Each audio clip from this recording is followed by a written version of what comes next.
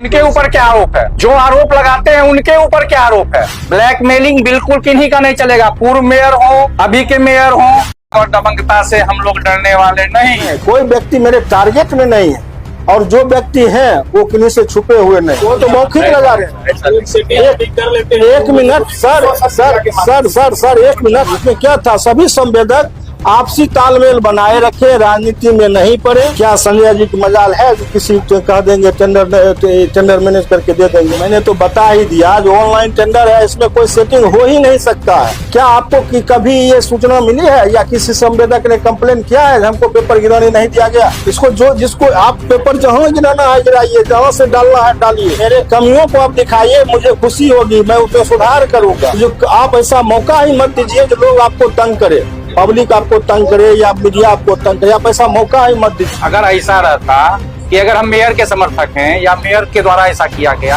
RTI के माध्यम से, ऑफिस के माध्यम से अपना टोटल लिस्ट रिकॉर्ड निकलवा सकते हैं। आज जो प्रेस कॉन्फ्रेंस रखी सर, उसका मुख्य उद्देश्य क्या? मुख्य उद्देश्य यही था जो सबों को ये जानकारी देना, जो नगर निगम संवेदक संघ वो आज का बना हुआ नहीं है, 2011 से संघ बना हुआ है, संवेदकों द्वारा बनाया गया था।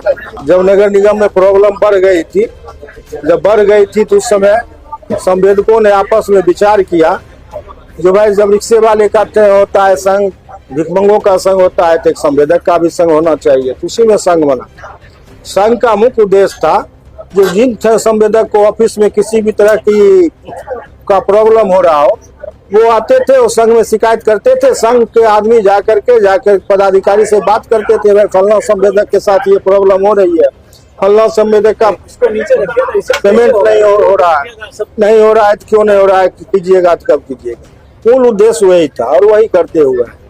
उसके बाद बीच बीच में सभी संवेदकों को बैठा करके एक आपसी समन्वय बनाने की कोशिश की जाती थी। आप सब आपस में लड़ करके इतना भी पुअर रेट पर काम मत ले लीजिए।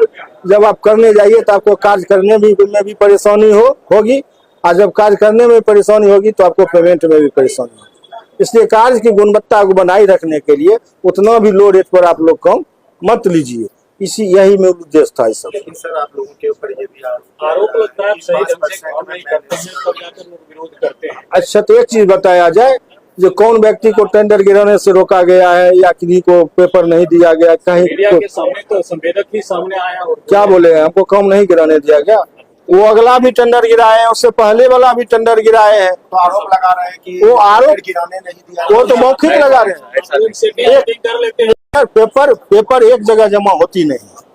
बेगूसराय, मुंगेर, पटना, नगर निगम, बुडको, डीएम ऑफिस का, तो क्या संवेदक संघ सब जगह आदमी खड़ा करता है कम पेपर मत गिराइए।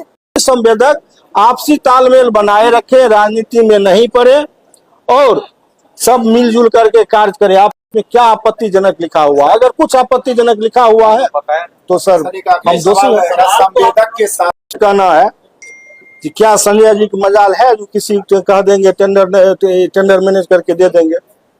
वो काम उनके घर में पेपर गिरेगा? तो आरोप लग रहा है। आरोप लग रहा है। सुनिए, तब तो मुख्यमंत्री ऊपर से सबको काम दे देता है। जो उनके चहेते थे मेयर तो बहुत नीचे का पद हो गया, मुख्यमंत्री थे, प्रधानमंत्री, सब ऊपर चला जाता। ये भैया ऑनलाइन प्रोग्राम, ठीक है, इसको कोई एक व्यक्ति हैंडल कर ही नहीं सकता है। आरोप तो ये लग रहा है कि आप लोग 5% दे करके सेटिंग कर लेते हैं। सर मैंने तो बता ही दिया, जो ऑनलाइन टेंडर है इसमें कोई सेटिंग हो ही नहीं सकता है। इसको जिसको आप पेपर जहाँ गिराना है गिराइए, जहाँ से डालना है डालिए। कहीं एक जगह से डालने का रहता है तब ना भाई मैं वहां जाकर बैठ जाता हूँ। ऑफलाइन में ये हो सकता था, ऑनलाइन में ये संभव नहीं है। ब्लैकमेलिंग हो जाते हैं, सब काम रोड पर करता है, उसको बार बार जाकर घेर करके अति करने लगता है। काम अगर खराब है तो ठीक है, आप उसको काम रुकवा दीजिए। उसका जो सबका एक प्रॉपर विंग होता है वहां जाकर कंप्लेन कीजिए। वो अगर सुधार नहीं करता है तो पब्लिक है, सबका अधिकार है काम देखने का, सब देखे। अगर पूरा उसके बाद भी सुधार नहीं होता है तब काम रोकिए। आपकी कमियों के साथ जब अन्याय होती है, मैं संघ से भी सभी संवेदक से भी गुजारिश करता हूँ, जो आप ऐसा मौका ही मत दीजिए जो लोग आपको तंग करे, पब्लिक आपको तंग करे या मीडिया आपको तंग करे। आप ऐसा मौका ही मत दीजिए। मैं संवेदक सबसे भी गुजारिश करता हूँ।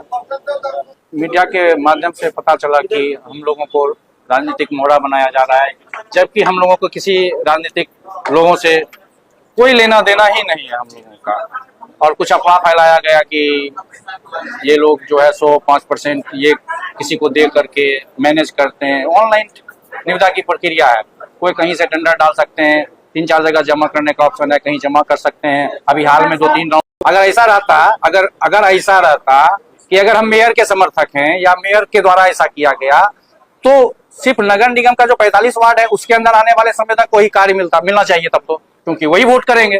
लेकिन ऐसा नहीं है कि नगर निगम क्षेत्र 45 वार्ड के अलावे बरौनी, तेघड़ा, बीहट, बलिया, अन्य दूर दूर के क्षेत्रों के लोग भी यहाँ काम कर रहे हैं। जो आरोप लगाते हैं उनके ऊपर क्या आरोप है?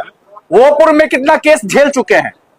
जिनकी आप बात कर रहे हैं वो उनके ऊपर कितना आरोप है, इसकी भी गहन जांच कीजिए, पता कीजिए कब कब केस हुआ, कौन सा आपराधिक मुकदमा है। ये सब नहीं चलेगा। ब्लैकमेलिंग बिल्कुल किन्हीं का नहीं चलेगा, पूर्व मेयर हो, अभी के मेयर हो या कोई उनके विरोधी हो। इसीलिए हम बार बार एक ही शब्द को कह रहे हैं, क्योंकि लोग को देखते हैं कि इलेक्ट्रॉनिक मीडिया पे चिल्ला चिल्ला करके बोलते हैं। तो हम उनके भी शुभचिंतक हैं, जो वर्तमान के प्रतिद्वंदी हैं उनके भी शुभचिंतक हैं। कल वो भी राजनीतिक मैदान में आएंगे, वोट की घड़ी आएगी, हम 500 से 1000 संवेदक हैं, हम वोट करेंगे। लेकिन हमारे पेट पे वार मत कीजिए आप।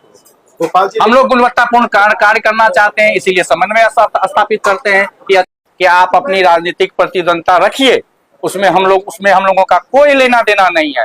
लेकिन हम संवेदकों के साथ अगर कुछ भी अफवाह फैलाते हैं और हमारे पेट पे हम संवेदकों, छोटे छोटे संवेदक है, बहुत निरीह होता है संवेदक,